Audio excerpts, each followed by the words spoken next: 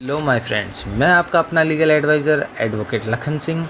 आज हम आपके लिए लेकर आए एक नई जानकारी भरी वीडियो।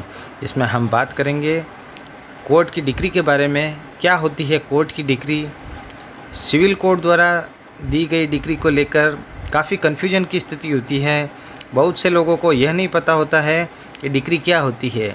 डिक्री और जजमेंट में डिफरेंस को समझने में थोड़ी चूक कर लेते हैं लोग।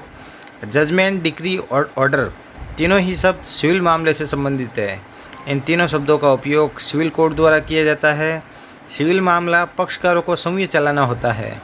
कोई भी सिविल मामला आपराधिक मामले की तरह स्टेट के द्वारा नहीं चलाया जाता, बल्कि इसे पक्षकार समूह चलाते हैं। अदालत इस मामले को सुनती है। ऐसे मामले में अदालत समय समय पर ऑर्डर देती है, एक जजमेंट देती है व जजमेंट के साथ एक डिक्री पारित करती है। कोई भी सिविल केस को अदालत के समक्ष चलाए जाने की एक लंबी प्रक्रिया होती है।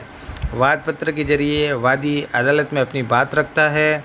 इस पर अदालत प्रतिवादी को बुलाकर उससे जवाब मांगती है। प्रतिवादी के द्वारा जवाब दवा पेश किया जाता है। उन्हें देखने के बाद अदालत इशू बना देती है। इन इशू के ऊपर मुकदमा चलता है। इन इशू से संबंधित सबूत वादी और प्रतिवादी दोनों को अदालत के सामने पेश करने होते हैं। जिनके सबूत मजबूत होते हैं, न्यायालय उसी की ओर फैसला सुनाता है। सबूतों का अवलोकन करने के बाद न्यायालय उसमें अपना निष्कर्ष देती है। ऐसा निष्कर्ष एक जजमेंट लिखकर किया जाता है। इस जजमेंट के साथ में डिक्री भी होती है। यह डिक्री पक्षकारों के अधिकारों को बताती है, अर्थात जजमेंट में जो निष्कर्ष निकला है उस निष्कर्ष के आधार पर न्यायालय कम शब्दों में संपूर्ण जजमेंट का सार लिख देती है और पक्षकारों के अधिकारों को स्पष्ट कर देती है। एक सिविल प्रकरण में अदालत समय समय पर आदेश देती है। ऐसे आदेश सिविल केस को चलाने के लिए आवश्यक होते हैं। जैसा कोई सिविल केस में अनेक महीनों की तारीख लगती है, सभी तारीख पर अदालत कोई ना कोई आदेश पारित करती रहती है। ऐसे आदेश को ऑर्डर शीट पर लिखा जाता है तथा उस पर न्यायाधीश के हस्ताक्षर होते हैं। यह आदेश मामले को कोर्ट में चलाने के लिए देना होता है, पर इस आदेश से किसी भी व्यक्ति के दायित्व और अधिकार तय नहीं होते और न ही विवाद के तथ्यों पर कोई हल निकलता है। यह तो केवल न्यायालय अपनी शक्ति का प्रयोग करते हुए मामले को आगे बढ़ाते हैं। उदाहरण के तौर पर मान लिया जाए कि किसी मामले में कोई तारीख लगी है और उस तारीख को कोई पक्षकार अदालत के समक्ष हाजिर नहीं होता है, तब अदालत ऐसे व्यक्ति को अगली तारीख पर हाजिर होने के लिए आदेश देती है। यहाँ पर विवाद के तथ्यों पर कोई बात नहीं हो रही है, जबकि नहीं आने वाले पक्षकार कोई आदेश किया जा रहा है कि आप न्यायालय के समक्ष हाजिर हुए और अपना मामला रखें। जजमेंट कोई भी विवाद के तथ्यों पर अदालत का एक विस्तारपूर्वक निष्कर्ष है, जो कोई भी विवाद के तथ्यों पर आए हुए सबूतों का बहुत बारीकी से अवलोकन कर प्रस्तुत किया जाता है। जैसे कि अगर किसी मकान पर कोई दावा किसी पक्षकार द्वारा किया गया है और अदालत के सामने यह मुकदमा लाया जाता है कि वह मकान उसका है और उस पर किसी व्यक्ति ने कब्जा कर लिया है, तब न्यायालय विवाद के तथ्यों को देखती है, इस बात की जांच करती है कि क्या वाकई में ऐसा कोई मकान है और उस पर कोई कब्जा हुआ है और कब्जा किस व्यक्ति द्वारा किया गया है। जिस व्यक्ति का कब्जा होता है उस व्यक्ति से अदालत यह पूछती है कि आप बताएं, आपके पास में आपके मालिकाना हक़ के लिए क्या दस्तावेज है। वह अपना मालिकाना हक़ अदालत में साबित करता है।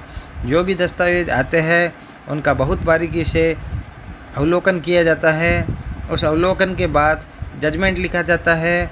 ऐसे अवलोकन को दो सबूतों के आधार पर होते हैं, उन्हें जजमेंट में लिखा जाता है। मुकदमे की एक परिस्थिति को संक्षिप्त में करके जजमेंट में लिख दिया जाता है।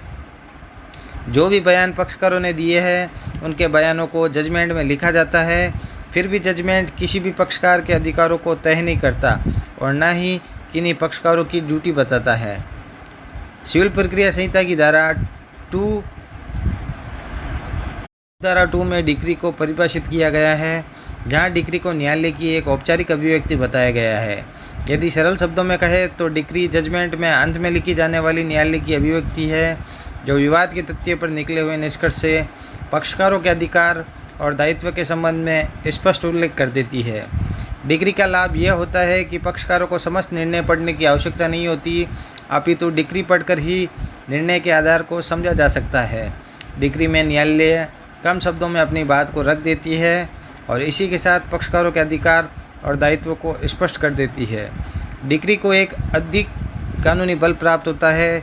यदि न्यायालय में कोई डिक्री पारित की जाती है और जिस पक्षकार के विरुद्ध ऐसी डिक्री पारित की गई है, तो न्यायालय उस पक्षकार से इस डिक्री के पालन की अपेक्षा करता है। न्यायालय यह स्पष्ट कर देता है कि जिस व्यक्ति के विरुद्ध डिक्री पारित की गई है वह उसका पालन करे। अगर ऐसी डिक्री का पालन नहीं किया जाता है, तब जिस व्यक्ति के पक्ष में डिक्री पारित की गई है उस व्यक्ति द्वारा न्यायालय में एक मुकदमा लगाकर डिक्री का पालन करवाया जा सकता है। तो आई होप मेरे फ्रेंड्स, मेरे द्वारा दी गई ये जानकारी आपको पसंद आई होगी। तो मेरे वीडियो को आप ज़्यादा से ज़्यादा लाइक करें, वीडियो को आप ज़्यादा से ज़्यादा शेयर करें, चैनल को आप सब्सक्राइब करें। जय हिंद दोस्तों।